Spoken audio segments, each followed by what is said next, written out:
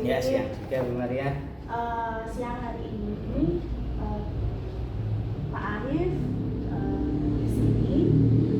Terus saya mengharapkan diskusi mengenai rencana sosialisasi atau diseminasi mengenai praktik budaya positif di SMA Negeri 1.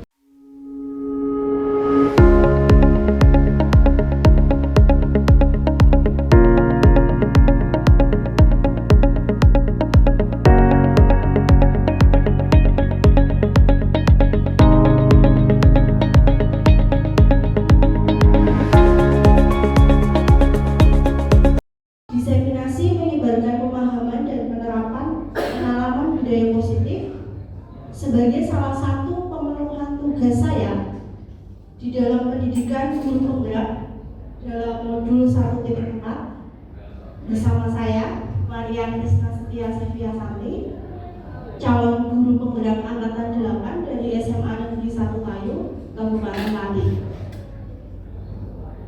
Sebelum kita memulai diseminasi mengenai budaya positif pada pagi hari ini, marilah kita awali dulu dengan berdoa agar segala proses kegiatan kita pada saat ini hingga akhir nanti dapat berjalan dengan baik dan lancar. Untuk itu, marilah Bapak Ibu dan para siswa kita berdoa menurut agama dan kepercayaan kita masing-masing. Doa dipersilakan.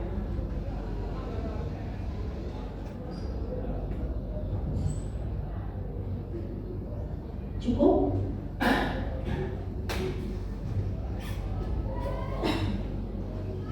Baik, karena saya izin berdiri ya Bapak Ibu, biar agak greget. Karena kondisinya masih pagi, apakah ada dari Bapak Ibu dan teman-temanku yang sudah sarapan? Sudah sarapan ya? Ya, saya belum. Nanti dulu saja. Baik. Agar semakin bersemangat karena masih pagi, kita akan menggaungkan hal yang biasa kita pakai ketika kita kalau mau setelah selesai acara, ayo kita tangannya ke depan, kemudian SMA Negeri 1 terus bilang apa? Ya kan? Go sukses gitu.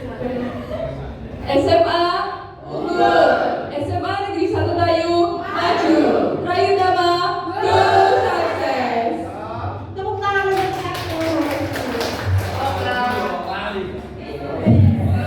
Ya, sudah sedikit bersemangat, saya sudah sedikit mengerti. Kemudian agar kita bisa lebih fokus pada pertemuan hari ini Bapak Ibu, saya akan menampilkan sesuatu. Nah, kira-kira Bapak Ibu, ada berapa jumlah hewan yang ada pada gambar?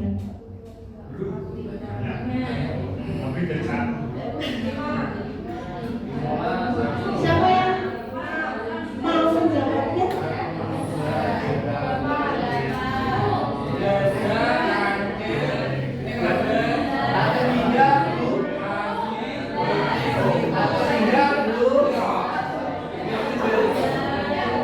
Sinten yang mau mencoba menjawab jumlahnya? Ya Pak Nisha, monggo. Pinten Pak? 11. Adakah yang lain? 12. Ya? Tak terhingga. Ternyata Dan virus tidak kelihatan, Bu. virus bukan hewan Pak. Oh, gitu. Sanes itu. Loh, kok, Pak? Monggo. Ada yang lebih dari 11 Pak Nisha tadi 11 ya Pak Sip? Terus 11. Bulita pinten Bu? 12. Bermati, Pak.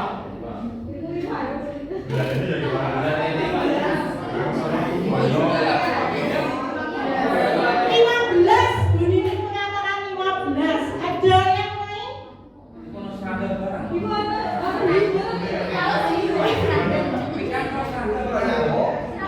Mari kita coba seleksi, pilih satu-satu nggih. Kita mulai dari belalainya dulu nggih. Ini nomor ini.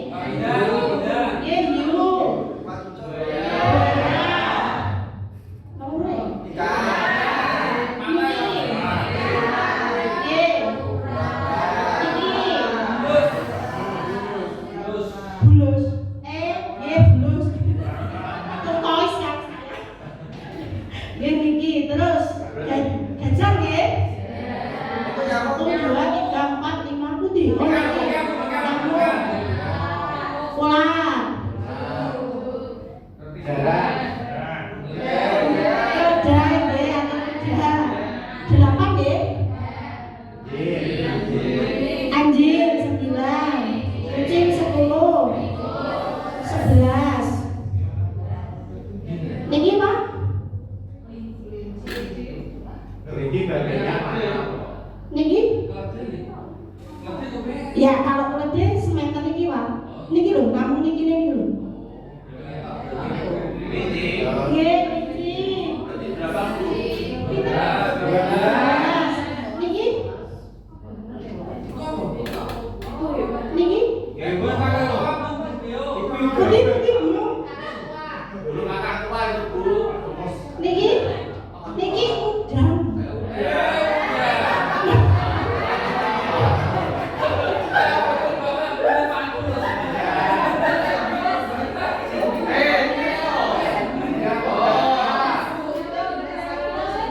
Iso mudeng. Ya,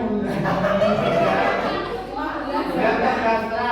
Udangnya kene lho, Bu. Untuk kakak Bu keluar, Bu.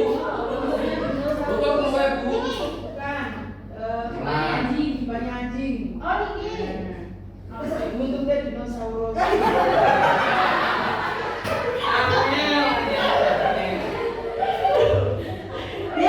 terima kasih Bu.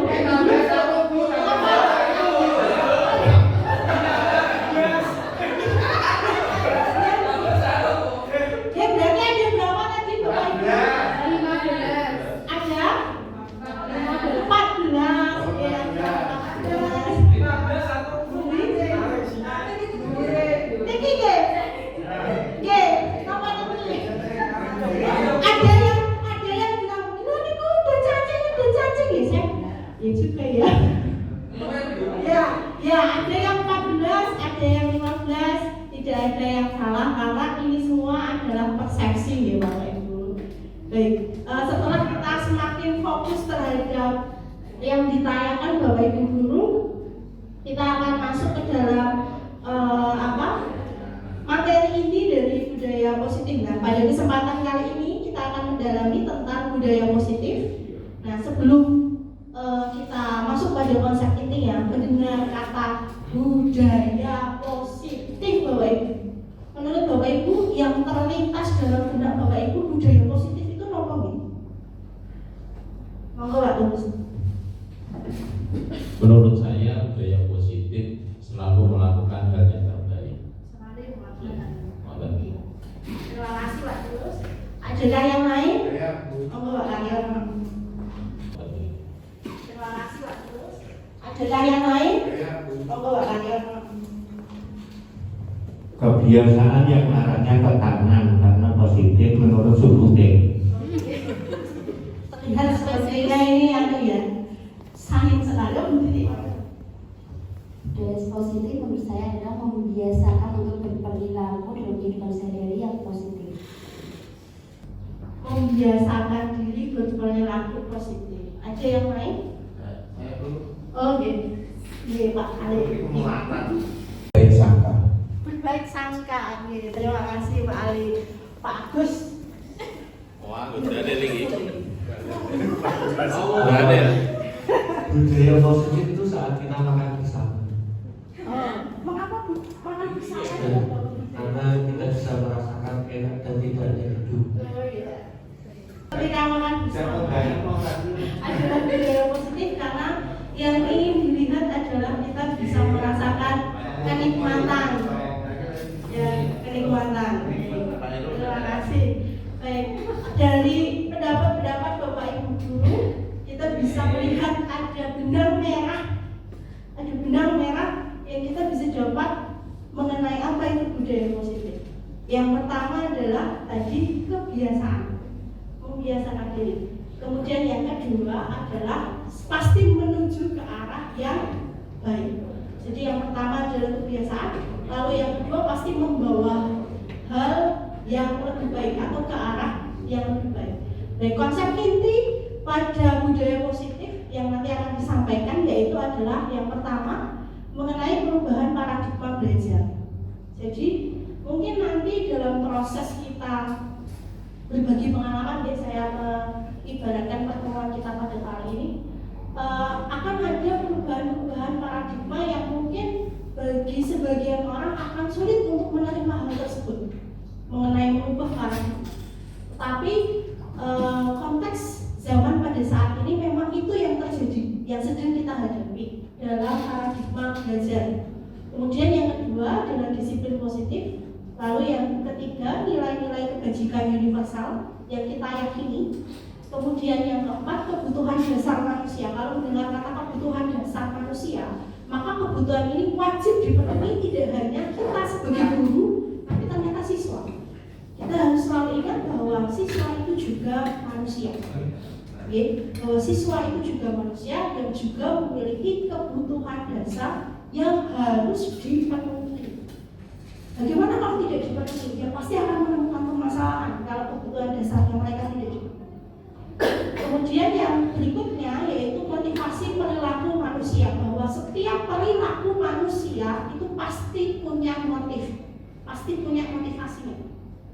Kemudian posisi kontrol seorang guru, nanti kita akan berefleksi sejauh mana saya itu sebagai seorang guru memposisikan diri saya memiliki kontrol. Kemudian yang kelima, yang berikutnya kita akan melihat bagaimana proses membuat keyakinan kelas.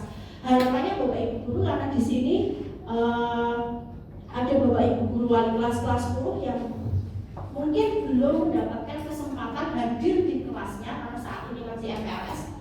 Besok hari Jumat, kalau seandainya memiliki kesempatan untuk bertemu dengan anak didiknya di kelas 10, bisa diajak untuk membuat keyakinan kelas. Selain mungkin membuat panitia kelas itu, Pak. Ya, kelas ya, keyakinan kelas juga bisa diartikan sebagai kesepakatan kelas. Nah, lalu beda nggak sih Bu antara keyakinan dengan kesepakatan? Keyakinan terbentuk itu karena sebuah kesepakatan. Jadi ingin itu disebut sebagai kesepakatan kelas, monggo. Ingin disebut sebagai keyakinan kelas juga, monggo. Kemudian yang terakhir kita akan mempraktikkan bagaimana menggunakan salah satu strategi menghadapi anak yang bermasalah dengan menggunakan segitiga restitusi. Ya, mengapa ini menjadi salah satu strategi yang baik ketika menghadapi anak yang sedang bermasalah? Karena tujuan kita dalam menghadapi masalah anak itu adalah satu, jangan sampai masalah anak ini justru membuat identitasnya dia sebagai seorang manusia dan seorang murid itu gagal, jangan sampai. Kemudian yang kedua adalah mengapa salah strategi ini digunakan. Tujuan yang lain adalah bagaimana kita bisa menuntut siswa secara mandiri menemukan sendiri solusi atas permasalahannya, bukan tapi dari kita idenya, tapi dari siswanya sendiri. Nah, sehingga ketika segalanya itu berasal dari siswa, maka kurikulum sekarang, kurikulum yang disebut sebagai kurikulum merdeka, itu karena memang semuanya muncul itu dari siswa, bukan dari kita. Maka disebut sebagai kurikulum yang merdeka, kurikulum yang memerdekakan siswa. Kita akan masuk ke yang pertama.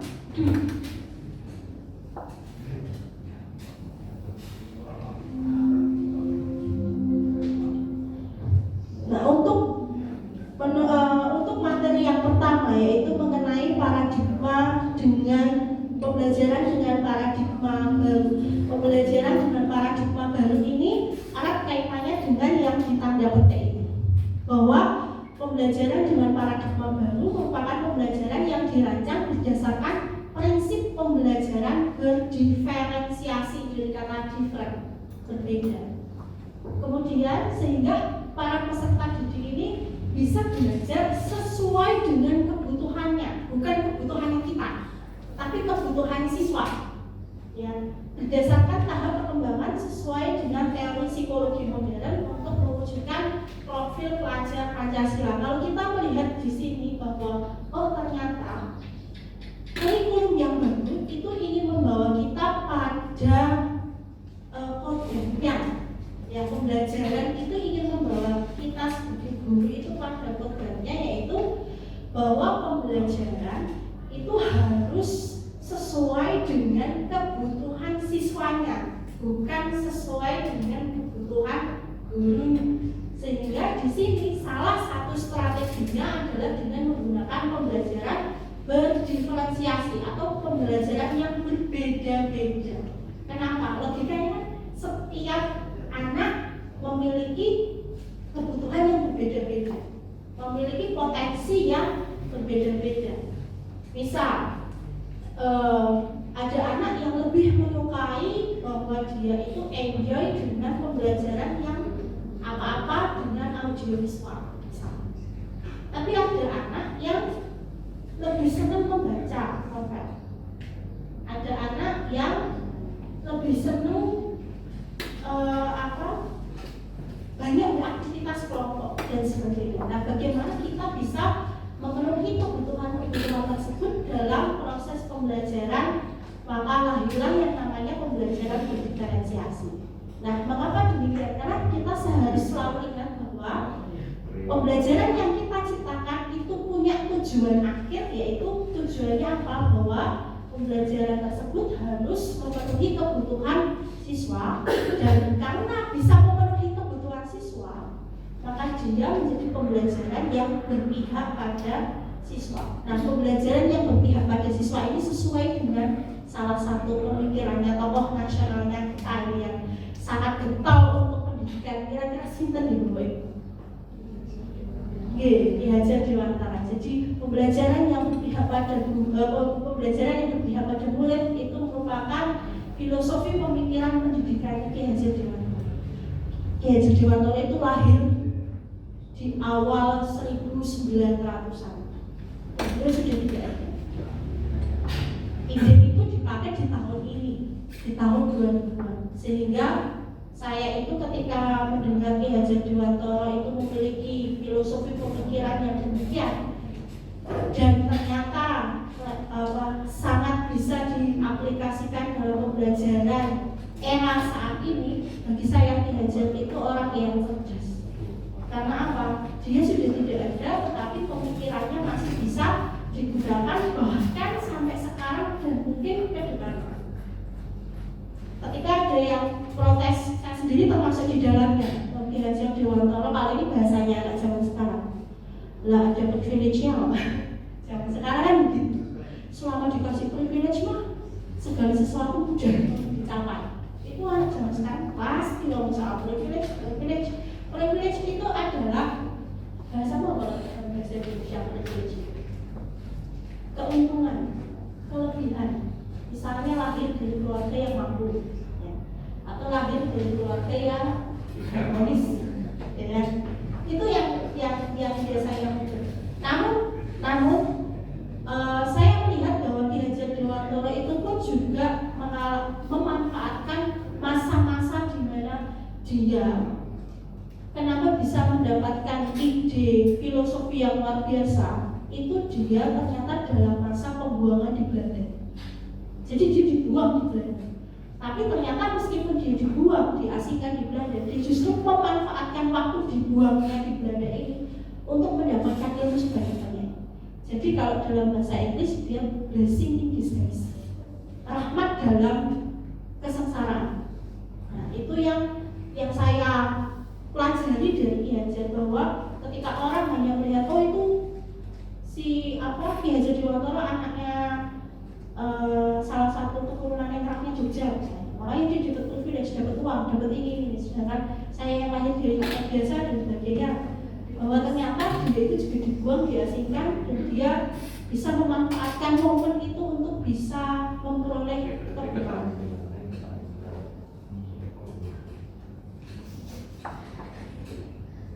Kemudian kita akan masuk ke yang kedua mengenai miskonsepsi teori kontrol.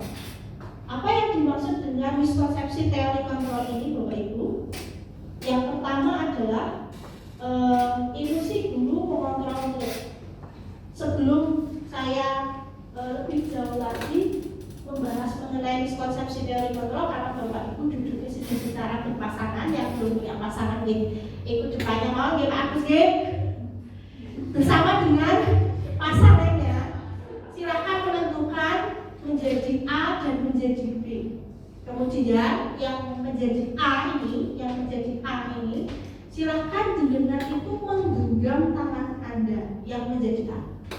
Kemudian dalam waktu 30 detik sampai 1 menit yang menjadi B, buat si A ini mau membuka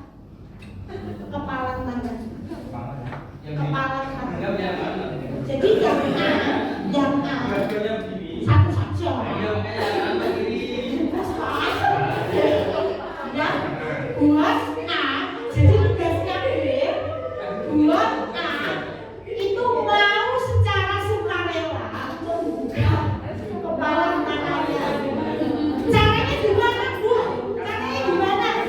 Kan monggo dibujuk, dirayu, dipaksa, dipaksa. Pokoknya beliau bapak ini mau membuka tangannya. Monggo 30 detik dipersilakan.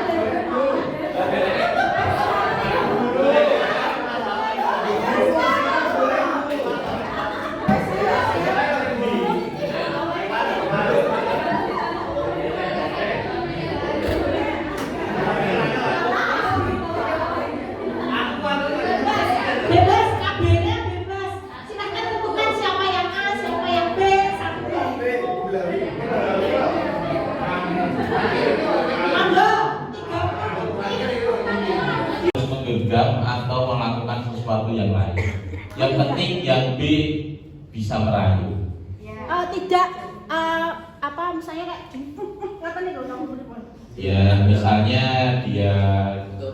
saya minta mengacungkan telunjuk ini terus nanti bebas ya, intinya bisa merayu ya.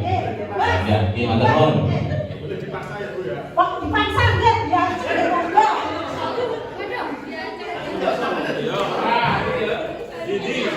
Ini jangan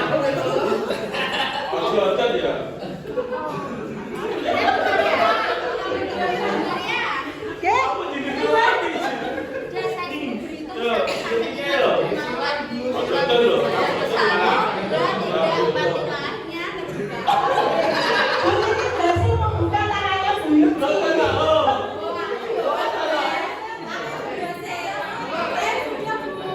Sudah buka ya.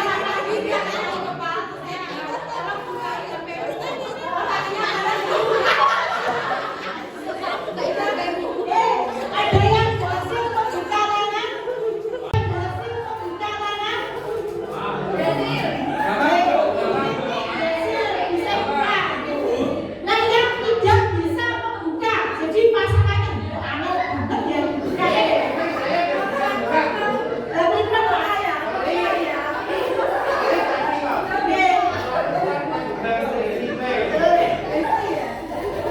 Baik, teman-teman Bapak Ibu, sudah apa ya?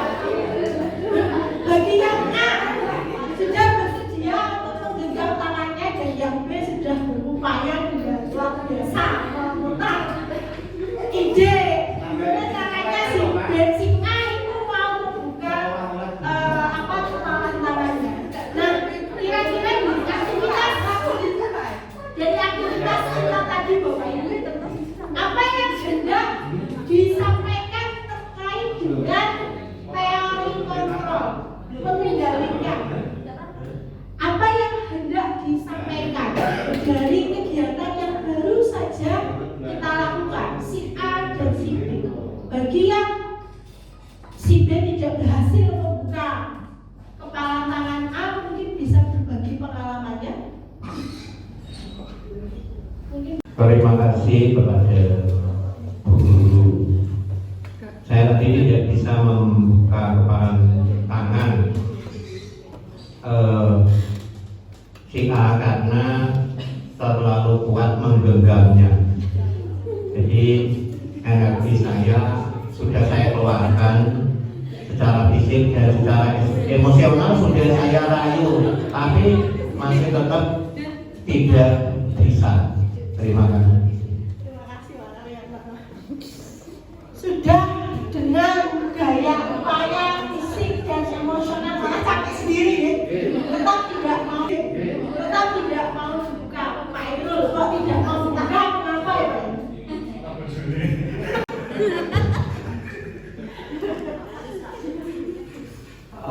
Kenapa saya sulit untuk membuka genggaman tangan atau dibuka oleh Bapak Karyono? Karena memegang prinsip itu sangat penting, apalagi pada dalam kita menjalani pekerjaan yang mungkin hanya beberapa orang yang tahu. Jadi prinsip itu harus dipegang dengan teguh. Ya, terima kasih. Terima kasih Pak Irul. bahwa manusia itu pasti memiliki prinsip, hanya saja seberapa kuat dia bisa memegang teguh. Sama halnya seperti siswa pun pasti juga punya prinsip teman-teman. Punya ya. Hanya seberapa kuat kalian memegang prinsip itu. Nah, B-nya adalah guru-guru. Ya, beliau akan berusaha untuk demikian. Ya. Nah, apa yang terjadi pada Pak Karyono dan Pak Irul, bahwa Pak Karyono telah dengan usaha yang luar biasa, daya yang luar biasa, berusaha untuk membuka kepala tangannya Pak Irul, dan Pak Irul dengan prinsip yang kuat tidak mudah membuka kepala tangannya. Nah, ini berdasarkan dengan teori kontrol sebetulnya. Yang pertama, ilusi guru mengontrol murid. Nah, di sini guru mencoba untuk menyuruh siswa berlaku baik. Jadi guru itu berusaha untuk menyuruh siswa berlaku baik. Nah, saya yakin bahwa saya coba teman-teman apakah pasti akan mengikuti instruksinya guru ini untuk berlaku baik? Pasti mengikuti, ya kan, pasti mengikuti. Bahwa kita sadar bahwa ketika kita menyuruh murid berlaku baik, itu bukan kita bisa mengendalikan mereka atau mengontrol mereka, tidak. Tetapi keputusan mereka sendiri yang bersedia untuk dikontrol.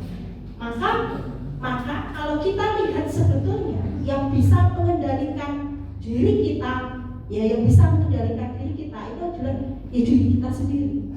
Meskipun saya menyuruh misalnya dia, kamu itu karena pagi jangan telat masuk ini bla. Nggih Bu. Ya, nggih Bu. Kata nggih Bu itu bukan karena saya berhasil mengendalikan dia, bukan. Tetapi karena dia bersedia untuk dikendalikan. Dia sadar, sesadar-sadarnya bersedia untuk dikendalikan. Sehingga kontrol itu muncul bukan dari saya, tapi karena ya keputusannya dia untuk mematuhi saya.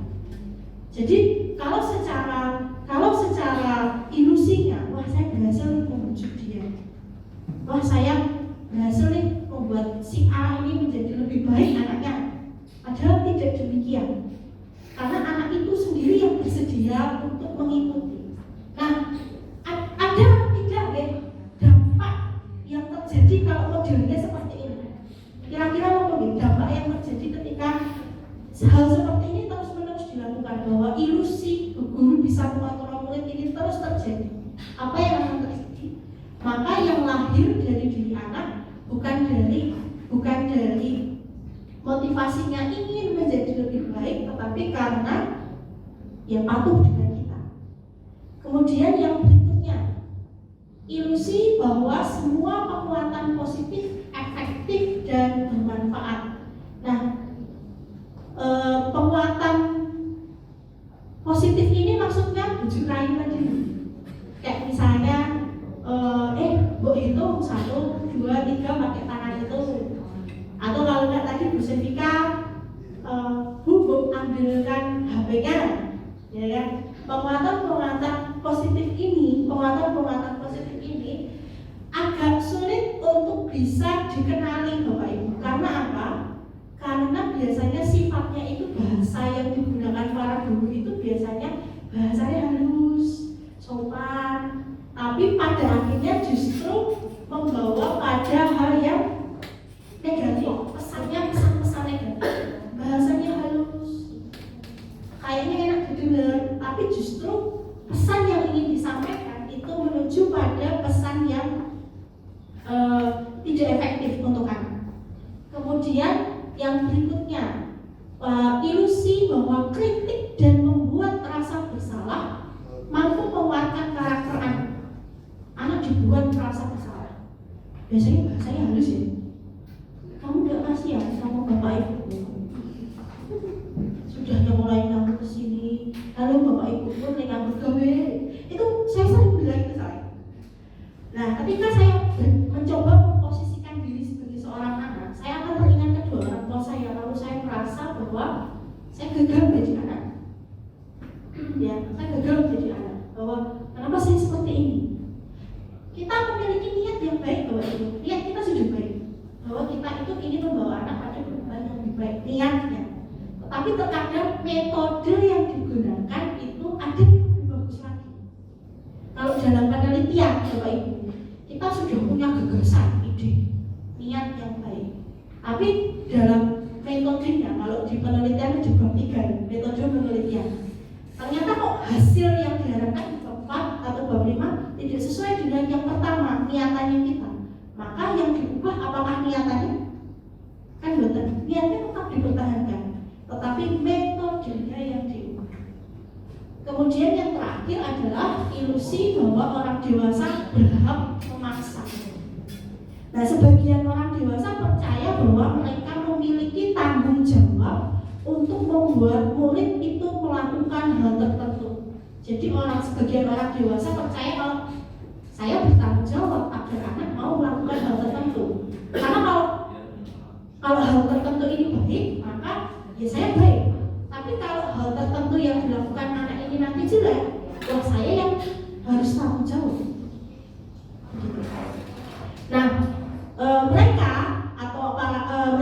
akan melakukan apapun, para orang dewasa ini akan berusaha melakukan apapun untuk bisa membuat anak ini berproses maju. Jadi ada kemajuannya.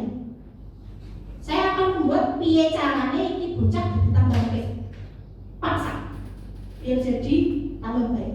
Nah, efektif tidak? Mungkin dalam jangka pendek, ya anak jadi patuh, ya anak jadi nurut. Tapi apakah ini bisa jangka waktu yang panjang? Yang ada mungkin malah nanti bisa jadi malah yang tercipta adalah permusuhan. Dan ini adalah miskonsepsi dari teori kontrol. Mungkin dari sini dulu, apakah ada yang ingin berbagi pendapat, Bapak Ibu? Ya, Bapak. Kalau tanya boleh. Berbagi pendapat maupun pengalaman. Terima kasih Bu Ria. Terima kasih Bu Ria. Jadi ini kan ada kesalahan konsepsi tentang teori kontrol, gitu ya. Artinya apa?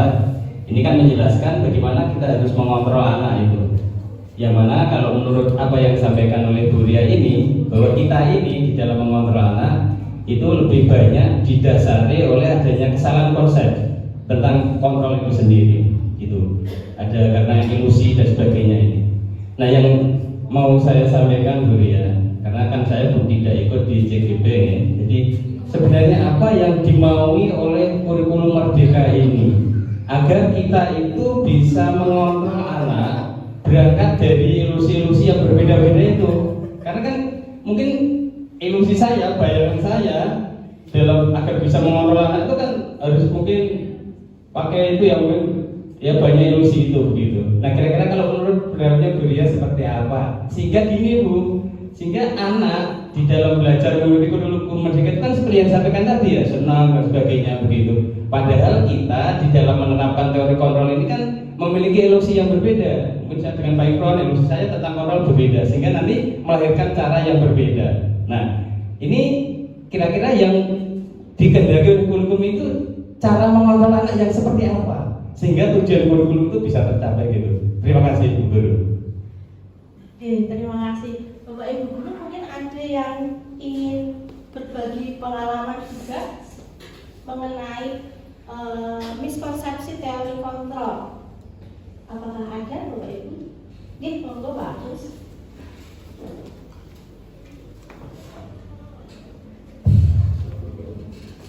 Ini pendapat tidak bertanya. Oke. Taruh kan takut. Assalamualaikum warahmatullahi wabarakatuh. Terima kasih. Kalau saya itu dalam mengontrol anak, salah satu kuncinya itu tauladan. Bagaimanapun hebatnya seorang guru, bagaimanapun cerdasnya seorang guru, bagaimanapun intelektualnya seorang guru, kalau di dalam dirinya tidak ada yang namanya tauladan, ini tidak ada ada apa kesepakatan emosional kebaikan antara seorang guru dan anak itu sendiri. Itu pertama, jadi teladan. Karena saya punya teori yang namanya teori laqad kana lakum fi rasulillahi uswatun hasanah. Itu teori saya. Nah, saya kan teori burung penggerak dari kan. Teori burung penggerak. Ini teori saya laqad kana lakum fi rasulillahi uswatun hasanah. Suri tauladan yang ada di dalam diri kita ini mempengaruhi terhadap anak didik kita maupun anak biologis kita. Karena apa? Orang tua itu ya tidak beda jauh dengan anak itu tidak beda jauh dengan orang tuanya. Kalau mau melihat sifat orang tua, lihatlah sifat anaknya. Kalau mau lihat sifat anak, lihatlah sifat orang tuanya. Ini perlu tauladan yang pertama. Yang kedua, ini konteksnya adalah guru. Yang kedua itu ikhlas. Satu tauladan. Ini yang kedua ikhlas. Ikhlas itu apa? Ikhlas itu karena melakukan sesuatu terhadap murid atas dorongan-dorongan yang tanpa ada tujuan selain berharap anak ini menjadi baik. Tanpa ada dorongan apapun. Dorongan dari kepala sekolah, dorongan dari wakil kepala sekolah, maupun dorongan dari yang lain tidak ada. Pokoknya dorongan pribadi, saya sebagai seorang guru ikhlas tanpa ada embel-embel apa agar anak ini menjadi orang yang baik. Ini pendapat saya. Jadi ada yang pertama tauladan, yang kedua adalah ikhlas. Karena saya juga punya teori ikhlas itu adalah al-ikhlasu tadullu minal ahda. Ikhlas itu adalah puncak daripada tauladan tadi. Jadi yang sudah bisa menteladani akan muncul yang namanya ikhlas. Maaf, ini pendapat saya, bukan guru penggerak. Terima kasih. Assalamualaikum warahmatullahi wabarakatuh. Terima kasih Mas. Baik, mari kita mencoba menarik benang merah dari apa yang disampaikan oleh Pak Tarmiji dan Pak Agus. Kita bisa melihat bahwa kita memiliki niat yang baik. Niat kita baik, ya. Bahwa kita ingin membuat siswa itu menjadi lebih baik, ya, membawa ke arah siswa menuju ke arah yang lebih baik. Nah, kaitannya dengan kontrol guru, karena selama ini kita selalu beranggapan bahwa kita bisa mengontrol murid. Ternyata itu adalah ilusi, bahwa murid itu sejatinya adalah manusia yang merdeka, manusia yang bisa berdiri di atas kakinya sendiri. Lalu mengapa kesan, maka disebut sebagai ilusi tadi, kesannya, maka disebut sebagai ilusi. Anak itu kok nurut sama saya, atau anak itu nurut sama guru, ya karena anak itu memilih untuk nurut, memilih untuk nurut. Nah, di sini kemerdekaan anak itu ada, bahwa dia itu ternyata bisa memilih. Sama ketika kita ingin membuka, memutuskan untuk membuka, atau kita menutup kepala tangan. Siapa yang bisa menentukan? Ya si A sendiri. Saya mau membuka ya karena keinginan saya sendiri. Saya mau tetap menutup ya karena keinginan saya sendiri. Begitu. Kemudian, bagaimana kita bisa untuk membawa anak menuju ke arah yang lebih baik? Itu kan niatannya kita. Nah, dari Pak Agus menyampaikan bahwa dua hal mengenai menjadi teladan dan keikhlasan itu adalah motivasi yang tumbuh dari diri kita sendiri. Setuju ya Bapak Ibu? Tidak ada faktor lain, ya, tidak ada faktor lain dari diri kita sendiri. Nah, ini yang diharapkan di kurikulum merdeka. Ini yang diharapkan, bahwa tidak ada intervensi faktor luar, seutuhnya datang dari diri kita sendiri. Itu. Jadi apa yang diyakini Pak Agus ternyata seia sekata dengan kurikulum merdeka. Memang itu teori itu sudah diterapkan berabad-abad di teori dari diri sendiri tanpa ada embel-embel apapun, tanpa ada unsur apapun. Teori itu sudah berjalan berabad-abad di lembaga pendidikan. dijadikan yang namanya pesantren, sehingga output dari situ ya ada hasil yang baik. Yang menjadi tantangan besar untuk kita adalah bagaimana menularkan hal-hal yang baik yang sudah ada di pesantren ya Pak. Itu juga ada di sekolah lain. Ya, juga ada di sekolah lain. Itu adalah tantangan. Karena bagaimanapun hal yang baik itu pasti bisa bermanfaat bagi banyak orang, disebarkan untuk banyak orang, betul ya Pak? Baik, untuk berikutnya di sini kita akan berusaha untuk mengubah paradigma yang semula kita bergerak pada stimulus respon, kita ubah menuju kepada pendekatan teori kontrol. Saya seorang psikiater dan seorang pendidik, jadi beliau adalah psikiater tetapi juga seorang guru. Stephen Covey ini mengatakan bahwa bila kita ingin membuat kemajuan secara perlahan, kita ingin membuat perubahan secara sedikit-sedikit, maka ubahlah sikap dan perilaku. Namun, bila kita ingin memperbaiki cara-cara utama kita, maka kita perlu mengubah kerangka acuan kita, kerangkanya diubah. Ya. Kemudian ubahlah bagaimana kita melihat dunia, bagaimana kita berpikir tentang manusia. Ubahlah paradigma kita, skema pemahaman dan penjelasan aspek-aspek tertentu tentang realitas atau tentang kebutuhan. Ketika kita berada pada posisi stimulus respon, kita melihat bahwa realitas atau kebutuhan yang kita hadapi saat ini itu sama. Kebutuhan Bapak Ibu guru dengan kebutuhan siswa itu dianggap sama.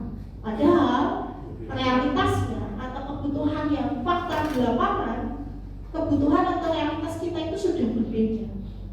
Kemudian semua orang itu melihat hal yang sama. Ya, padahal pada teori kontrol itu setiap orang memiliki gambaran atau perspektif yang berbeda-beda. Kemudian kita mencoba mengubah orang agar berpandangan sama dengan kita. Padahal seharusnya kita berusaha memahami pandangan orang lain tentang dunia, memahami. Di sini tidak membenarkan, Pak, hanya memahami. Kemudian perilaku buruk dilihat sebagai suatu kesalahan. Sedangkan pada teori kontrol bahwa semua perilaku itu pasti memiliki tujuan. Jadi kalau ada anak yang bangunnya kesiangan, itu pasti ada sesuatu yang terjadi pada anak. Nah itu pola pikir yang seperti itu kita sudah bergerak menuju pada teori kontrol. Hanya tidak hanya sekedar telat begini, mesti orang telat. Tapi lebih kepada ada apa? Kenapa setiap hari anak ini telat? Kemudian orang lain bisa mengontrol saya. Pada teori kontrol hanya Anda atau hanya kita sendiri sebetulnya yang bisa mengontrol diri sendiri. Kemudian pemaksaan ada pada saat bujukan gagal. Jadi kalau bujukan bahasa halusnya kita sudah mentok, anak sudah mendal di kelas akademik, maka kita akan menggunakan pemaksaan pada anak. Nah, pada teori kontrol di sini pilihan untuk berkolaborasi dengan anak itu akan menciptakan pilihan-pilihan yang lain, bukan lagi dari gagasan kita sehingga kesannya dipaksakan. Tetapi dengan berkolaborasi dengan anak justru nanti akan memunculkan pilihan-pilihan yang baru yang nantinya akan membawa kita pada ke yang bawah, yaitu win-win solution. Jadi ketika kita berkolaborasi dengan anak. Nah, salah satu budaya positif yang diterapkan adalah disiplin positif. Budaya itu kan kebiasaan. Nah, bagaimana kebiasaan ini bisa dilakukan setiap hari, setiap waktu. Nah, disiplin ini berasal dari kata disiplina yang artinya belajar. Oh, berarti ketika kita disiplin, kita itu sedang belajar. Kadang kalau belajar dilalah kok ya tidak pas KKM-nya loh, tidak pas KKM-nya. Apa yang bisa kita lakukan? Yang namanya belajar pasti akan berproses memperbaiki diri, dan itu terjadi secara terus-menerus. Nah, disiplin diri ini mengacu pada disiplin diri yang bertanggung jawab terhadap apapun yang dilakukannya berdasarkan yang digarisbawahi nilai-nilai yang diyakini. Nah, tugas kita Bapak Ibu guru adalah membantu siswa untuk melihat kembali nilai-nilai yang diyakini siswa. Misal, aku rasa harap tugas merah orang dikoreksi, saya orang dikoreksi. Nah, di sini kita sebagai guru menuntut anak untuk melihat nilai-nilai yang tidak disampaikan pada tugas yang seharusnya dikerjakan. Kemudian disiplin positif ini merupakan salah satu penerapan disiplin yang bertujuan ini menumbuhkan kesadaran. Tadi sudah disampaikan oleh Pak Agus bahwa segala hal yang kita lakukan itu datang dari diri kita sendiri, bukan dari faktor luar, ya Pak. Bukan dari faktor manapun. Ini menumbuhkan kesadaran serta memberdayakan tanpa mengharap ada imbalan, tanpa mengharapkan imbalan atau reward, atau tanpa karena saya takut karena kalau nanti dihukum tidak dapat nilai misalnya, atau ancaman-ancaman yang lain.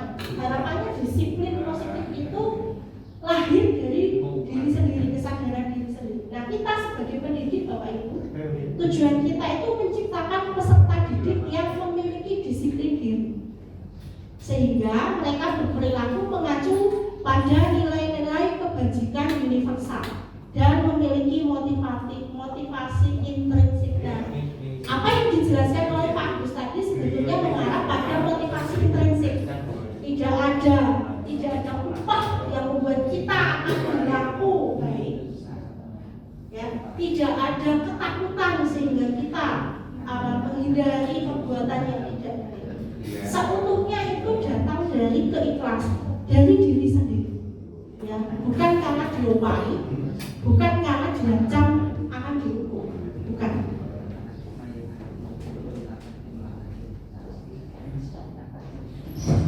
Nah, nilai-nilai yang hendak disampaikan dan ini juga penting disampaikan dalam pembuatan keyakinan kelas Bapak Ibu, yaitu mengenai nilai-nilai kebajikan universal. Nah, nilai kebajikan universal ini merupakan nilai yang disepakati. Makanya ada beberapa pertanyaan yang muncul sebelum pertemuan ini, Bu, yang benar itu keyakinan kelas atau kesepakatan kelas sebetulnya. Nah, keyakinan kelas itu lahir dari nilai yang disepakati, sehingga kita bisa menyebutnya kesepakatan juga tidak apa-apa karena memang lahirnya dari kesepakatan. Kemudian ingin menyebutnya sebagai keyakinan juga tidak apa-apa karena setelah disepakati maka dia dihidupi menjadi sebuah keyakinan. Nah, contoh-contoh nilai kebajikan institusi atau organisasi dari ketiga ini yang dicanangkan yang mana ya Bapak Ibu? Dari ketiga ini, dari ketiga ini yang sedang dicanangkan pada kurikulum merdeka itu yang mana gitu? Organisasi yang mana gitu? Pada kurikulum merdeka ini, yang 1, 2, atau 3 Bapak Ibu? Yang 1, 2, atau 3? Ya, yang 1, yaitu 6 dimensi profil pelajar Pancasila. Itu yang sedang dihidupi. Saya akan nilai-nilai kebajikan ini nanti akan tertuang pada kalau kita membahasakannya adalah tata tertib, meskipun seharusnya itu menjadi sebuah keyakinan, ya, bukan lagi sebuah tata tertib, tetapi hal yang diyakini. Misalnya ada peraturan ini yang saya ingat deh selama proses kalau kita jaga piket pagi di depan itu deh Pak. Saat siswa masuk ke dalam sekolah, yang perlu dipastikan itu yang nomor 1 adalah helm. Kalau nggak bawa helm disuruh pulang ya. Nah, pertanyaan besarnya adalah apa yang hendak disampaikan dari aturan ini? Nilai yang diberikan ya. Apa yang hendak disampaikan dari aturan ini? Karena ketika piket pagi kita melihat anak tidak bawa helm, balik. Ya.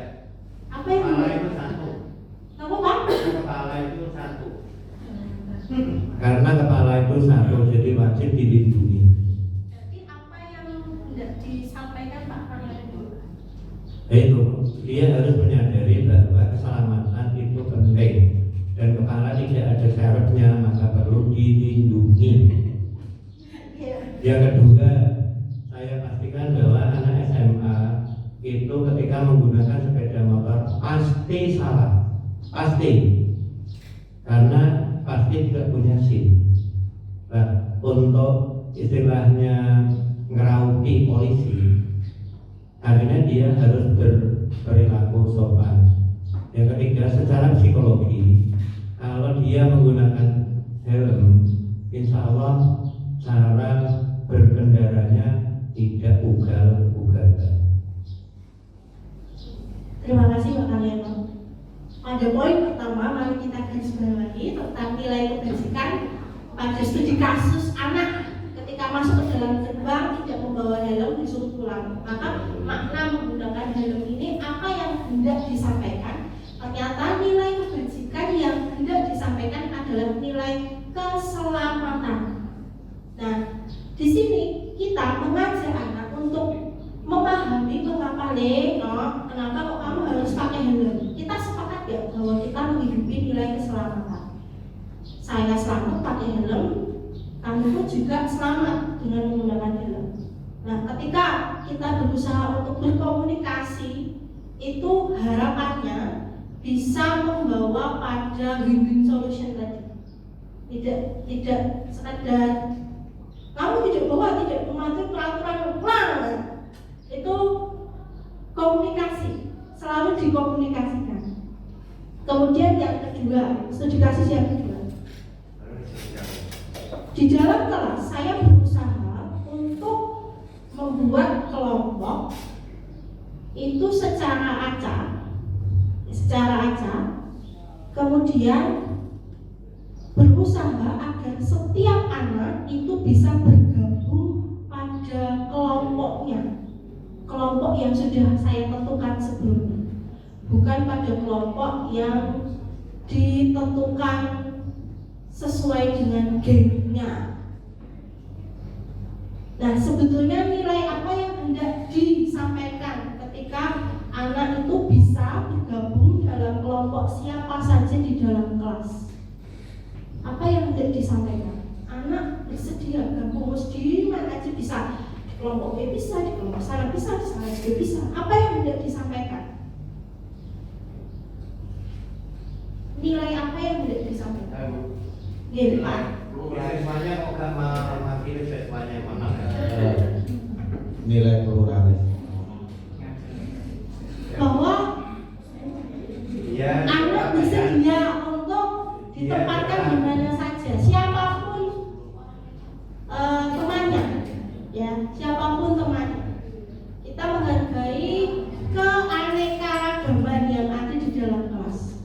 Dan selain itu, selain nilai pluralisme yang disampaikan oleh Pak Ali, kita juga melihat bahwa nilai kebajikan yang hendak disampaikan adalah bahwa ketika saya bergabung dengan kelompok lain, harapannya adalah saya merasa diterima, sehingga ketika saya diterima di kelompok lain itu adalah bentuk kasih sayangnya teman-teman kepada saya yang bergabung.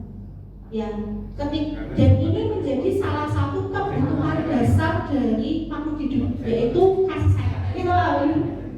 Itu kebutuhan dasar loh, kasih sayang. Kebutuhan dasar gitu. Nah, kita langsung ke kebutuhan dasar. Tadi studi kasus yang tadi bahwa ternyata kasih sayang itu menjadi kebutuhan dasar manusia. Saya dulu juga butuh disayang. Siswa juga butuh disayang. Ya, jadi apa sayang? Ya sini mas, saya disayang mas.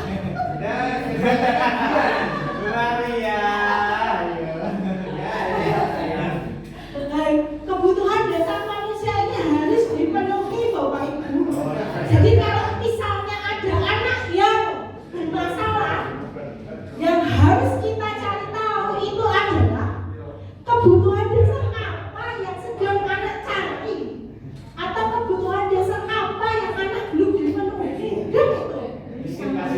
nih. Kayak saya. Dunia kamu nangis, kurang kasih sayang. Sayang ya. Jadi yang dilihat itu kebutuhan dasarnya anak ini loh yang dilihat. Kalau ada anak yang bermasalah, satu dulu yang dilihat. Ada kebutuhan dasar yang ingin dia penuhi atau ada kebutuhan dasar yang belum dipenuhi. Makanya bisa mengelola. Boleh tanya. Oke. Bu Maria, pertanyaannya ini karena mungkin pengalaman ya, karena yang jenengan jelaskan dari awal sampai sementara ini itu saya yakin benar, bagus, tetapi faktanya atau kenyataannya nanti tidak ideal jika dilakukan di lapangan dengan segala keterbatasannya, dengan segala titipan-titipan kebijakannya. Pertanyaannya, karena saya sering ketemu yang begitu, misalnya ada anak yang bahasa Arabnya itu enggak belum ya, menyonyok, kandani bolak-balik, yus itu. Dan setelah saya cari informasinya, itu kebutuhannya kurangnya kasih sayang karena orang tuanya bercerai. Terus ngoten niku solusine itu gimana? Satu, karena anak sini itu banyak. Tolong nanti kalau ada psikolog atau yang ahli suruh bantu. Satu, banyak yang keluarganya itu broken. Ya, broken. Ada yang tidak broken tapi tidak ditunggui, dalam arti mungkin ibunya di luar negeri, bapaknya di rumah, tapi bapaknya ini juga cari ibu lain. Ya, kan itu nanti baliknya nanti ke sana.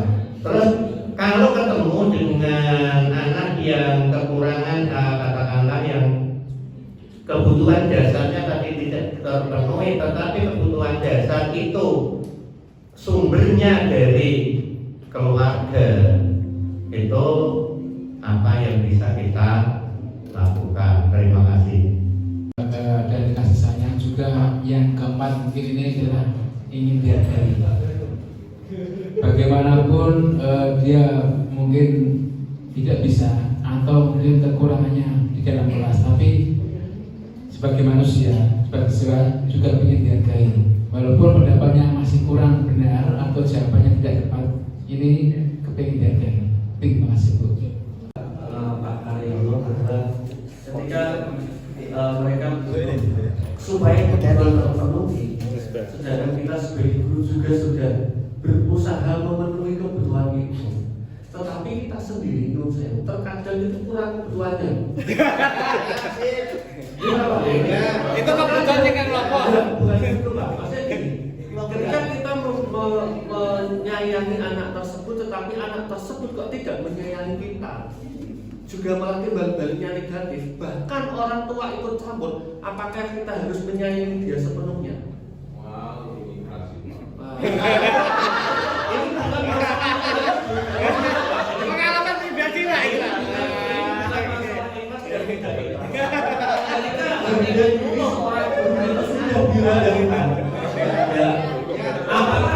Apakah sayang itu harus diberikan? Ketika harga diri seorang guru itu direndahkan, ini perlu juga menjadi negara kita menjadi bahan pertimbangan kita semua. Iya. Jadi saya rasa kalau saya mohon maaf dari paparan dari kurikulum ini baik, tapi bagaimana dengan kita sebagai guru? Ini juga harus gitu loh. Meskipun saya ujung-ujungnya yang tadi sudah bilang ini pendidikan. Atas pendidikan kok setuju lah, ini kok skeptis. Jadi ketika dosen kita mengutarakan presentasi seperti itu, kita juga harus menentukan kebutuhan yang ada di lapangan. Jadi sinkron dan apa ya bahasanya enak gitu. Kita yang jadi siswa imbang. Nah ini mohon disikapi. Mohon disikapi. Karena sampai saat ini pun saya sudah mengalami banyak sekali permasalahan yang seperti itu. Bahkan juga pernah dipanggil berarti dipanggil bagus.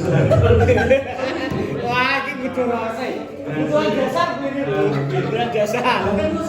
Mencoba untuk menjawab, bukan menjawab, mungkin memperoleh pencerahan lebih lanjut terkait dengan kebutuhan dasar manusia. Tidak hanya kasih sayang Bapak Ibu, ada 5 kebutuhan dasar manusia yang harus dipenuhi. Yang pertama adalah bertahan hidup.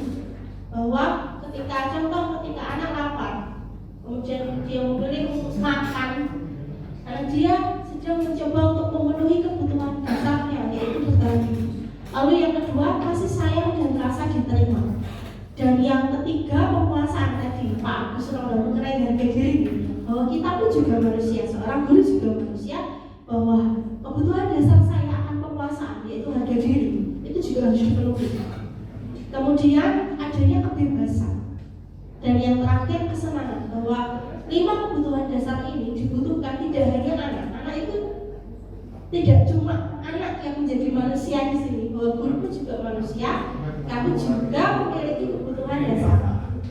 Nah, kita juga ingat anak kita juga adalah manusia yang juga memiliki kebutuhan dasar. Sehingga dalam pandangan teori kontrol salah satunya adalah bagaimana kita bisa berkolaborasi dengan anak untuk menciptakan yang namanya win-win solution.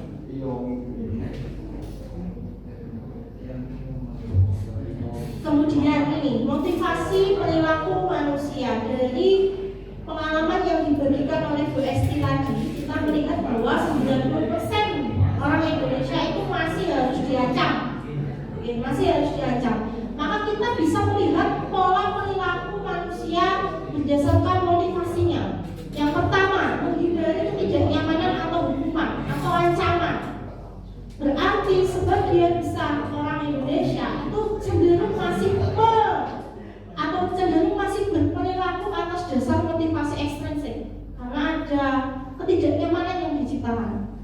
Kemudian adanya motivasi mendapatkan imbalan. Kalau anak misalnya, ayo maju, di sini kan balik,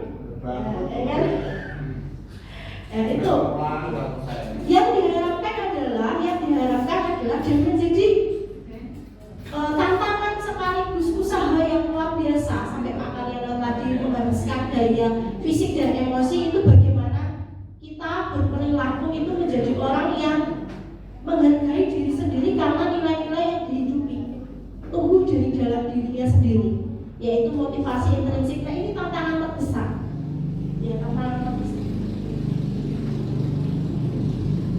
Lalu ketika ada beberapa cara ketika guru berusaha untuk menerapkan yang namanya disiplin positif. Ada beberapa cara ketika guru itu ingin disiplin positif itu tetap dilakukan, terutama bagi para murid-murid yang melakukan pelanggaran. Nah, lalu usaha-usaha apa saja yang dilakukan oleh guru untuk bisa menciptakan atau menerapkan disiplin positif? Yang pertama ada hukuman, kedua ada konsekuensi, yang ketiga ada restitusi. Nah, dari ketiga hal ini kita sejenak memikirkan kembali pengalaman-pengalaman yang sudah kita lalui. Kita lebih banyak di bagian yang mana? Apakah kita memberikan hukuman? Apakah kita memberikan konsekuensi? Apakah kita memberikan restitusi? Kalau hukuman, ciri khasnya adalah sifatnya itu tidak terencana atau tiba-tiba. Contoh ketika upacara bendera, anak tidak bawa atau tidak pakai atribut topi dan sebagainya. Hormat bendera 1 jam. Anak yang mendengarkan instruksi demikian itu akan, kalau saya menempatkan diri sebagai anak, maka saya akan terkejut dengan instruksi tersebut, karena dari sekian banyak hal yang bisa dilakukan, itu yang dipilih. Kemudian yang kedua, murid tidak tahu apa yang terjadi karena tidak dilibatkan dalam proses pengambilan keputusan. Kemudian yang ketiga, bersifat satu arah dan biasanya hukuman bentuknya adalah fisik atau psikis. Lalu yang kedua, konsekuensi, sifatnya terencana atau disepakati sesuai aturan. Kemudian yang kedua, murid tetap dibuat tidak nyaman. Lalu yang ketiga, guru itu memonitor murid. Jujur saya berada pada posisi yang kedua, saya sendiri. Ya, saya sendiri itu berada pada posisi yang kedua. Nanti loh, gimana Allah bilang saya tidak ini dan sebagainya dan sebagainya. Aturannya begini ya. Kalau saya sendiri, saya berada pada posisi yang kedua. Ya. Nah harapannya apa yang dialami Bu Esti, share Bu Esti tadi, bahwa kita bisa menciptakan kondisi bagi murid untuk memperbaiki kesalahan dalam bentuk apa? Diskusi bersama, duduk bareng. Meskipun akan ditemukan kejadian-kejadian yang Bu Esti alami, ternyata malah jadi jumawa ya Bu.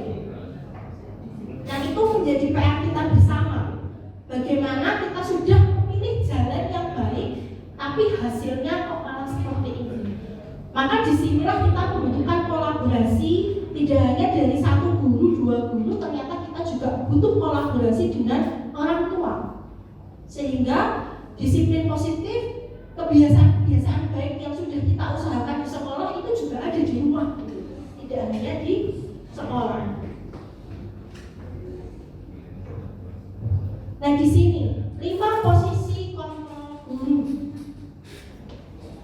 Saya juga masih dari sharingnya Bu Esti mengenai ada anak-anak yang istilahnya ayo Pak selfie dan sebagainya.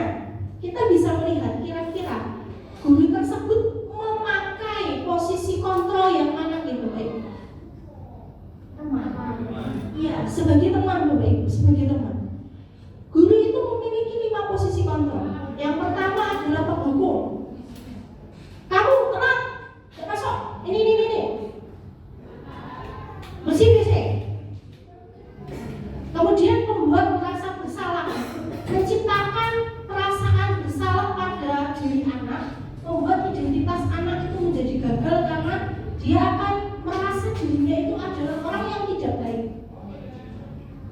Ciri khas orang yang membuat rasa bersalah itu adalah biasanya bahasanya halus. Namun pesan yang disampaikan itu membuat pesan yang negatif, yang membuat identitas anak itu gagal. Kemudian teman, nah ini ciri khasnya ini akrab sekali dengan anak. Cuma konsekuensinya kita menjadi tidak dihargai gitu, kayak bukan begini. Kemudian bahasa anak yang digunakan kita menjadi kurang santun untuk digunakan. Kemudian yang berikutnya sebagai pemantau.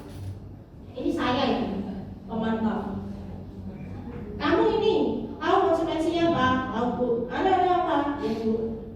Jadi selalu berdasarkan aturan. Ini aturannya begini, kamu begini. Ini aturannya begini, kamu begini.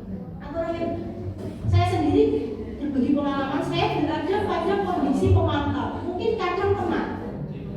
Jadi tidak sepenuhnya saya pemantau terus, tidak seorang guru itu berada pada satu posisi itu tidak. Dia bisa berpindah-pindah. Tetapi saya didominasi pada kondisi yang pemantau. Nah mungkin yang lalu yang terakhir adalah posisi guru sebagai seorang manajer. Manajer di sini jangan dibayangkan manajer di kantor ya Bapak Ibu ya, bukan yang di manajer.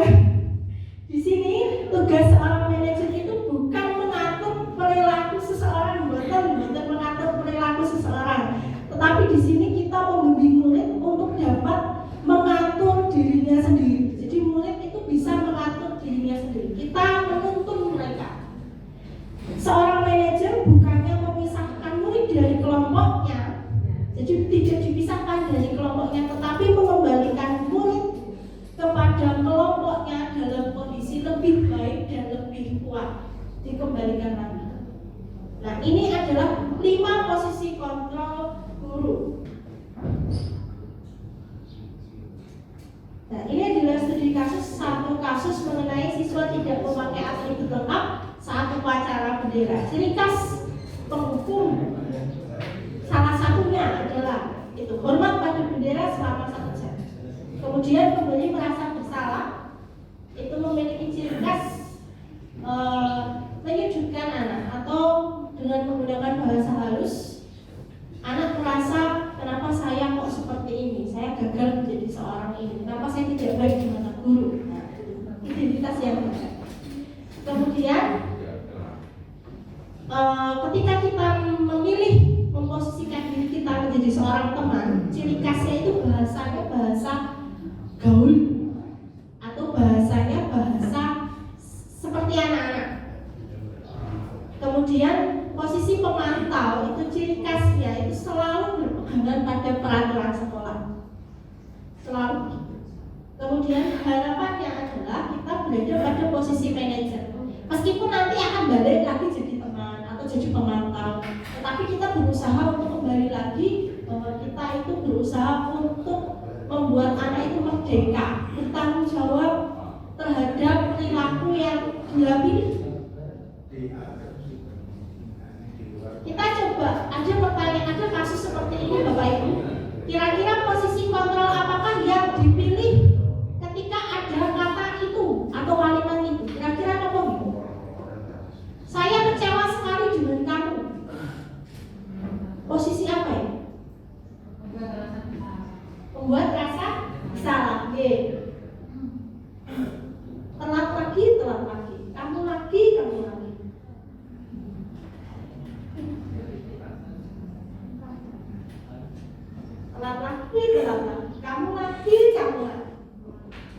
Kenapa deh? Membuat rasa bersalah. Apa rencanamu untuk menyelesaikan masalah ini biar besok nggak telat lagi? Iya, manajer. Ayolah, demi Bapak Ibu ya. Ayolah. Ya, teman.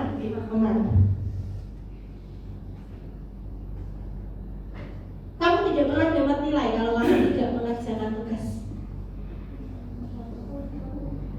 Kamu tidak akan pernah dapat nilai kalau tidak mengerjakan tugas. Yang ini penghukum setan. Penghukum itu ciri khasnya itu tidak terduga, tidak terencana. Nah, kalau kita perhatikan di sini seperti bentuk konsekuensi, ya. Kalau tidak mengerjakan tugas ya tidak dapat nilai. Maka di sini masuk ke dalam pemantau. Gitu.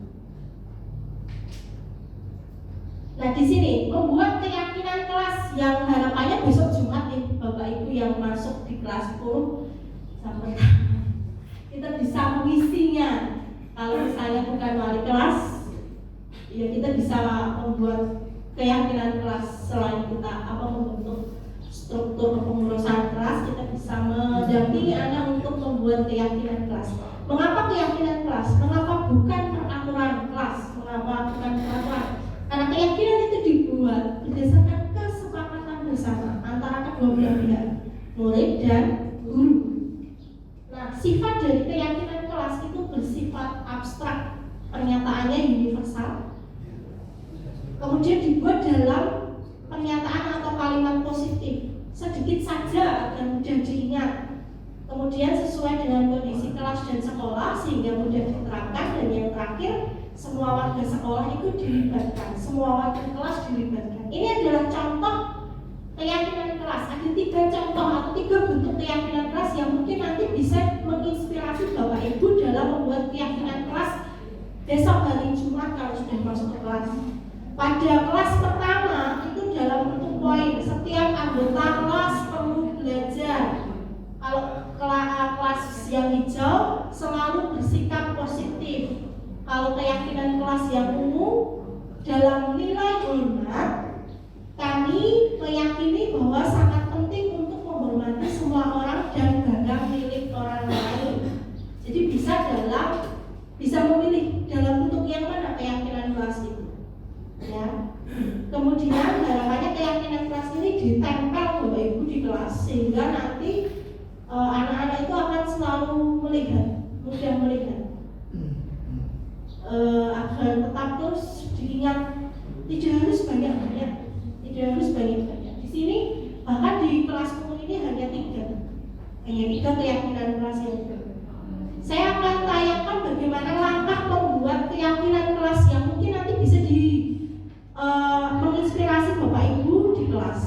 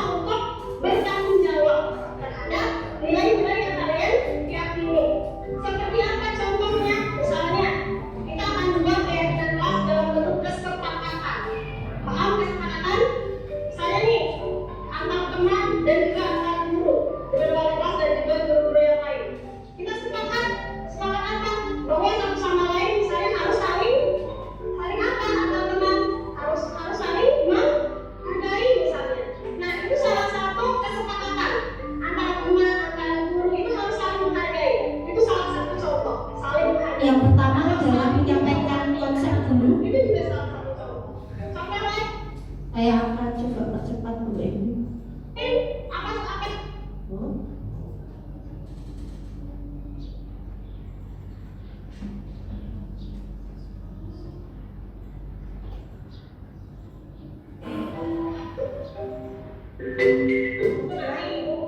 Guru akan membagikan kertas. Kalau ini pakainya kertas tempel, kita bisa pakai Padlet Bapak Ibu. Kalau mau online, jadi langsung muncul banyak di TV. Nah, anak-anak akan memilih nilai yang ingin dia hidupi. Dia akan menuliskan di selembar kertas misalnya penting mengembalikan barang misalnya, mengembalikan barang dalam kondisi yang baik. Jadi setiap anak akan berbeda-beda. Kemudian kalau sudah menuliskan dalam kertas, ditempelkan di depan, anak-anak akan menulis, kemudian nanti akan ditempelkan di depan. Pasti akan banyak lembaran. Nah, makanya di sini saya menyarankannya pakai aplikasi mawon. Bukan aplikasi sih, lebih ke website Padlet. Jadi kita langsung bisa melihat di tayangan TV nilai-nilainya anak itu apa saja. Kemudian setelah selesai anak-anak menempelkan, semua sudah ada, dipilih berdasarkan kesepakatan, nanti dibacakan satu-satu. Sepakat yang ini, kita pilih yang ini. Kalau misalnya ada yang sama, kita bisa hapus, kita bisa ambil. Kalau misalnya ada yang sama atau arahannya nilainya sama, kita bisa ambil. Lalu nanti kita akan menentukan jumlah kesepakatan yang ingin dihidupi itu berapa. Tidak usah banyak-banyak, tidak usah banyak-banyak. Tidak usah panjang-panjang agar mudah diingat juga. Itu bisa setelah selesai membuatnya menjadi kalimat positif. Jadi tidak ada tulisan jangan atau tidak boleh. Jadi kalimat yang positif seperti contoh yang tadi, yang ungu, kuning dan merah tadi. Kemudian yang terakhir, ketika anak-anak sepakat, anak-anak menandatangani kesepakatan bahwa saya sepakat untuk menghidupi nilai-nilai di dalam kelas, ya. Ini. Jadi anak-anak menandatangani itu. Bisa juga tanda tangannya itu ada pada keyakinannya. Jadi nanti keyakinan bawahnya isinya tanda tangan anak-anak semua di situ bisa. Nah, ini keyakinan kelas yang terbentuk. Bisa dalam langsung lewat, misalnya kalau pas dilelah ada laptop langsung di Canva saja. Jadi nanti hasil akhirnya sudah dalam bentuk software, anak print tempel. Gitu. Kalau seperti ini kan nanti bisa lepas-lepas. Kemudian ketika keyakinan kelas sudah terbentuk Bapak Ibu, tetapi ternyata masih ditemukan pelanggaran, maka kita akan memanfaatkan yang namanya segitiga restitusi. Nah, di dalam segitiga restitusi ini adalah proses dialog yang dijalankan oleh guru agar dapat menghasilkan murid yang mandiri dan bertanggung jawab. Ada 3 proses. Yang pertama adalah menstabilkan identitas. Contoh dari bentuk menstabilkan identitas anak adalah, pada prinsipnya menstabilkan identitas itu adalah membuat kesalahan adalah bagian dari proses pembelajaran, bukan ngecap anak dia buruk gitu, tapi bagaimana itu menjadi proses pembelajaran. Nah, contohnya ada beberapa kata yang muncul seperti berbuat salah itu wajar, atau kita itu sebagai manusia itu tidak sempurna. Bapak Ibu pun juga pernah melakukan kesalahan yang sama, atau kamu merasa seperti itu. Lalu yang kedua, setelah identitas anak sudah distabilkan, maka validasi tindakan yang salah, bahwa setiap perilaku itu dia sedang berupaya untuk memenuhi suatu kebutuhan dasar. Ya, itu divalidasi. Contohnya, kamu pasti punya alasan mengapa melakukan hal itu. Kemudian, padahal kamu bisa melakukan yang lebih buruk dari ini ya, tapi kamu memilih untuk tidak memilihnya. Lalu kamu patut bangga karena telah melindungi sesuatu yang penting untukmu. Kemudian yang terakhir, tahap terakhir adalah kembali menanyakan keyakinan yang sudah disepakati. Ini adalah contoh penerapan segitiga restitusi saat pembelajaran biologi.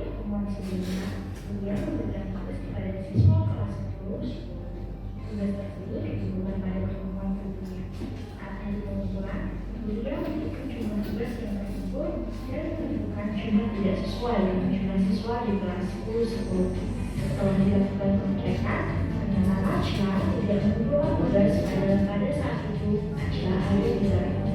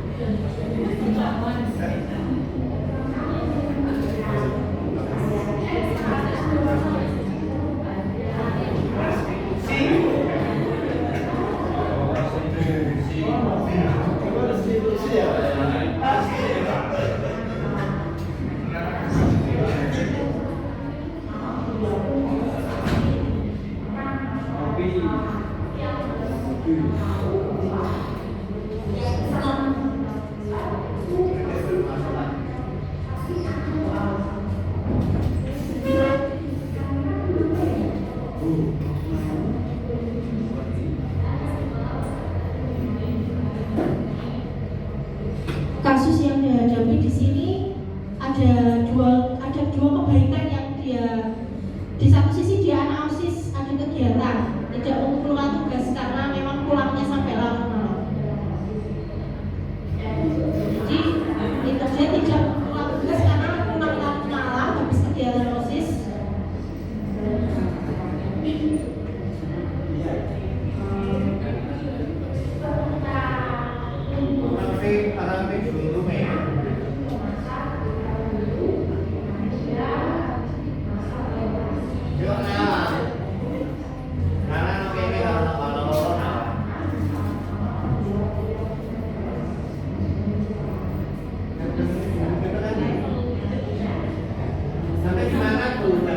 Ini ketika anak melakukan pelanggaran, Pak, bagaimana kita berdiskusi menggunakan strategi segitiga restitusi.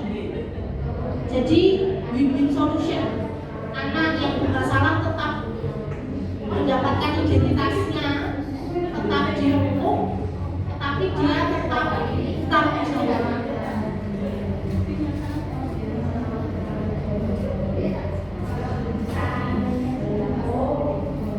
Kalau boleh tanya Bu, Pak. untuk ini diskusi. Ya, udah Telepon, Pak. Menurut teori ini sebenarnya berapa persen guru itu harus memberi tugas maksimal itu sebenarnya berapa persen dari volume jam? Lihat aja dari sudut jam pelajaran. Itu berapa persen? Untuk apa? Untuk tugas. Misalnya gini, saya mengajar di kelas 10 1 itu 2 jam pelajaran. Berapa waktu maksimum yang harus kita berikan untuk menyelesaikan soal itu? Ini Saya akan menjelaskan teori itu. Ini saya lakukan ketika jam istirahat, Pak. Bukan, itu tidak dengan menurut teori yang dengan sampaikan. Oh, tidak ada jangka waktu jam dan sebagainya, Pak. Oke. Betul. Tidak ada. Ini jadi kasus yang kemudian saya menuju ke masalah yang kedua.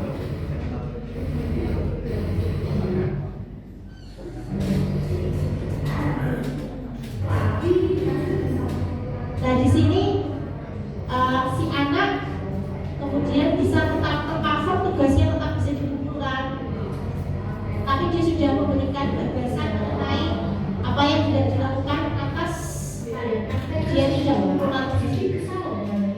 Itu jenis sebagai guru mapel ya Bu? Dan sekarang ada itu ada guru mapel malah ketika anaknya bermasalah dilemparkan ke BK. Nah, ini gimana? Kemarin BK saya suruh tolak saja. Dan ini tidak sebagai guru mapel ini sakit wali kelas, sakit BK ini. Anaknya berantem di kelas. Sedikit tidak pernah berat. Aspalnya mau diterke. Sudah gratis. Jadi saya udah mewakili matur nuwun. Aduh,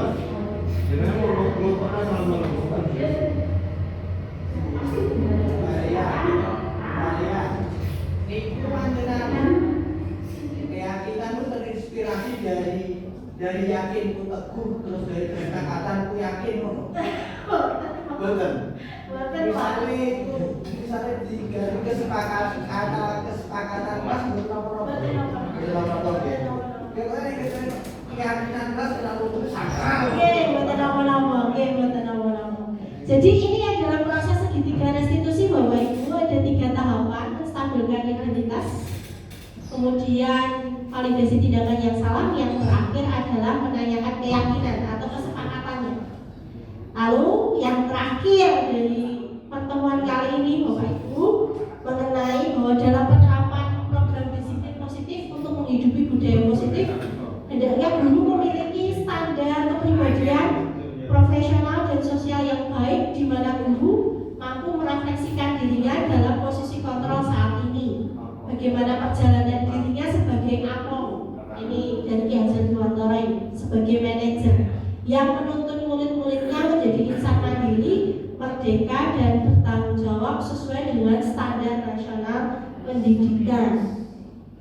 Nah, untuk itu Bapak Ibu guru, saya berharap semoga pemahaman dan penerapan pengalaman budaya positif ini dapat menjadi sarana kita untuk menjadi guru yang mampu menyediakan tempat pembelajaran yang berpihak pada murid, serta murid pun juga dapat membangun motivasi intrinsik, bukan karena diancam tidak naik kelas atau dikasih nilai yang bagus, tetapi karena motivasi dari dalam diri.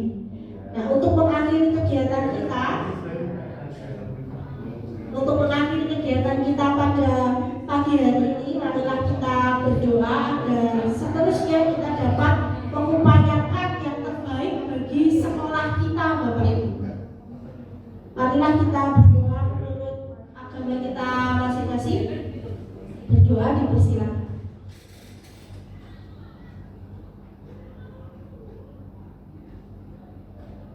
Cukup, demikian diseminasi menyebarkan pemahaman dan penerapan pengalaman budaya positif. Semoga bermanfaat. Terima kasih Bapak Ibu guru, para siswa, Selamat pagi teman-teman. Perkenalkan, nama saya Maria Krisna, biasa dipanggil Rukia.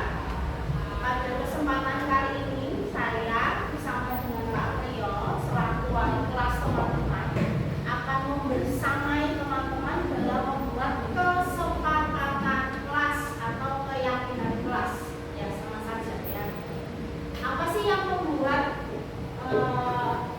kami berdua untuk membantu teman-teman dalam membuat kesepakatan atau keyakinan kelas? Selama ini yang kita tahu itu adalah istilah tata tertib, ya kan? Mendengar di mana istilah itu? Di sekolah ya. Kasih 1 atau 2 contoh isi dari tata tertib yang kamu tahu. Tidak boleh terlambat lagi. Ya, saya tata tertib.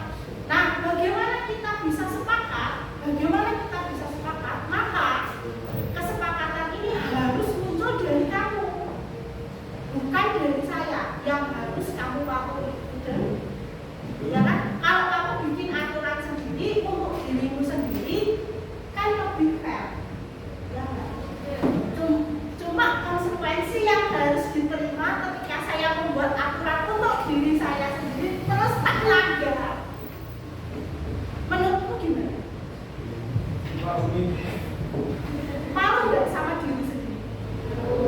Iya kan? Ya kalau dia mau tak langgar dia.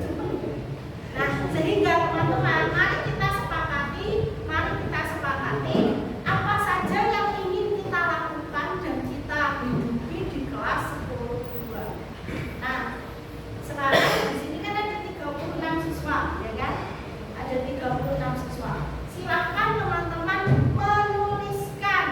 menuliskan satu aturan yang kamu pegang dan kamu di rumah, dan itu baik untuk yang kayaknya baik untuk dilakukan di kelas.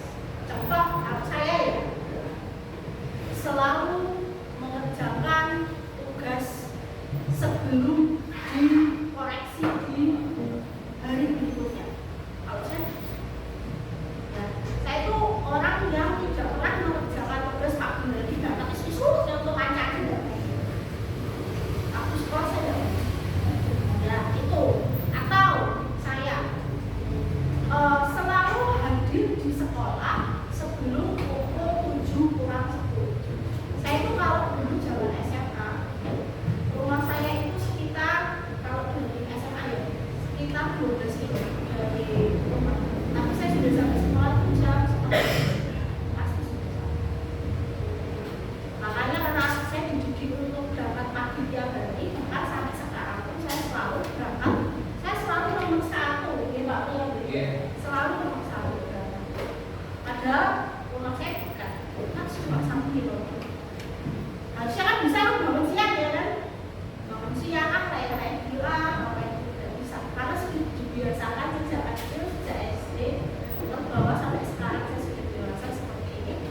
Karena apa ya? Saya disiplin dengan diri saya. Tanya itu pernah 1 kali.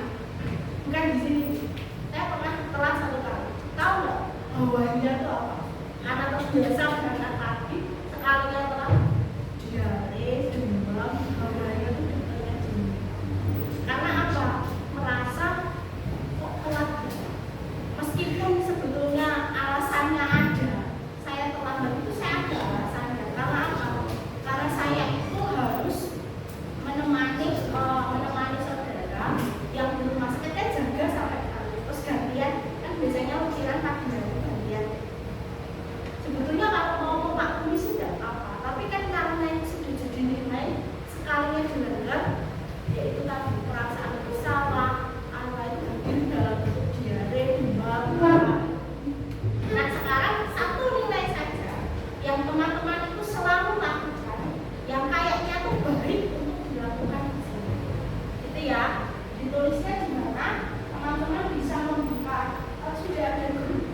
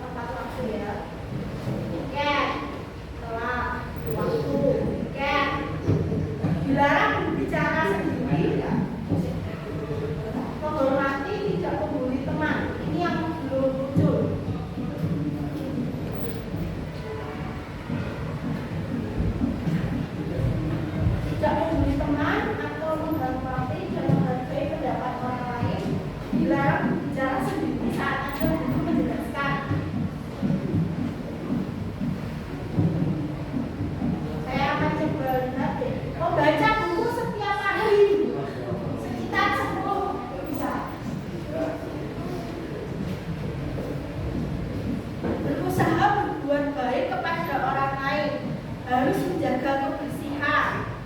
Caranya gimana? Ya.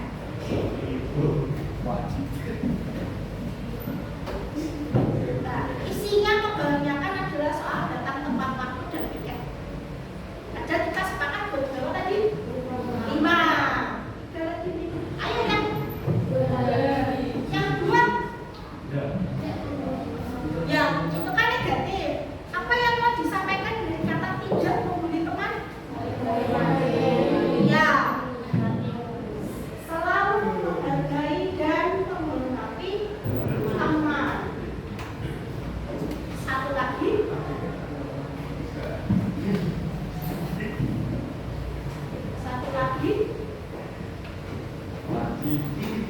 Bagaimana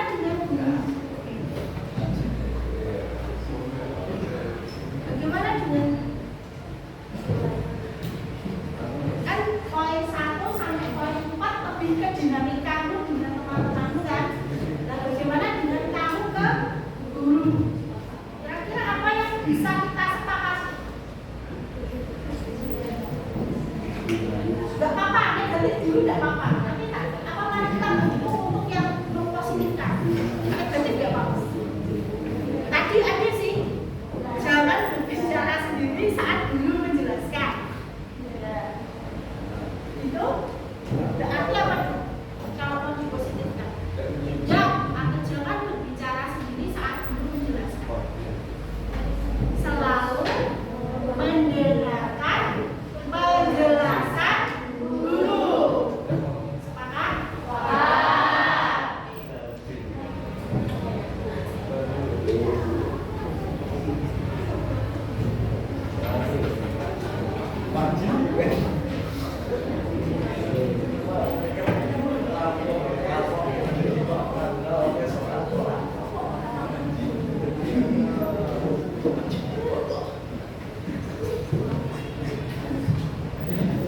Oke, kita sudah membuat 5 kesepakatan kelas yang akan kita hidupi selama 1 tahun ke depan di kelas 10. Saya minta tolong ketua kelas untuk membacaan kayak Pancasila gitu.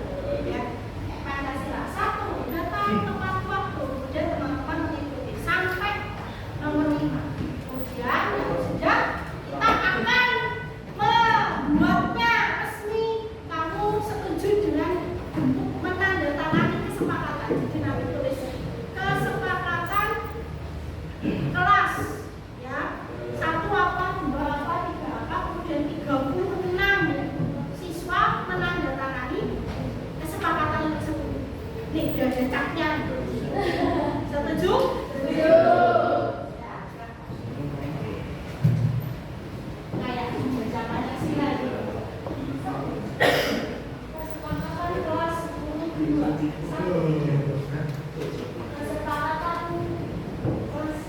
Kesepakatan kelas 10. 1. Datang tepat waktu. 2. Menjaga nama baik kelas. 3. Melakukan piket kelas sesuai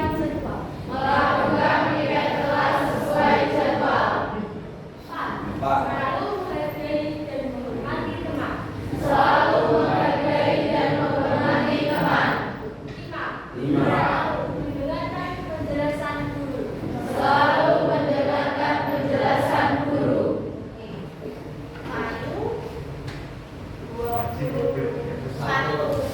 Juli 2023 atas nama kelas 10 2 36 tanda tangan. Ya, oke. Kata siapa nih yang mau nulis? Oke, silakan ditulis. Silakan kemudian nanti menuju ke sana untuk tanda tangan. Ya, sudah tahu nama absennya? Sudah? Nanti di sini.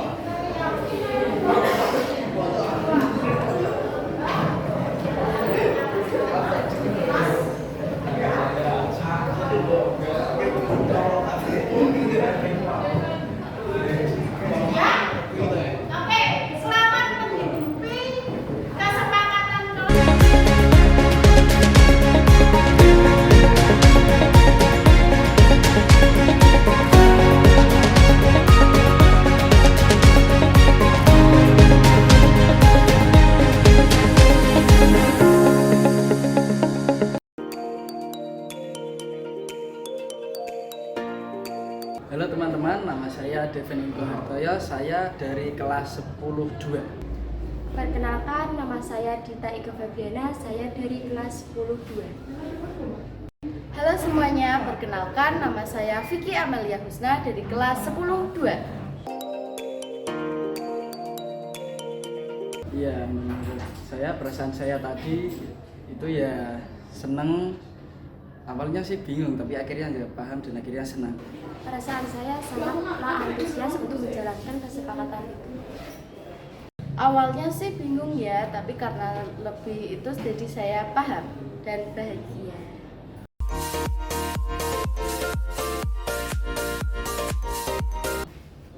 Menurut saya membuat kesepakatan kelas itu sangatlah penting. Kesepakatan itu sangatlah penting untuk dijalankan. Kesepakatan kelas itu sangat penting karena membuat saya menjadi orang yang lebih baik dan menjadikan saya menjadi lebih disiplin. Karena membuat diri saya untuk lebih disiplin dan percaya diri. karena membuat saya lebih disiplin dan bertanggung jawab.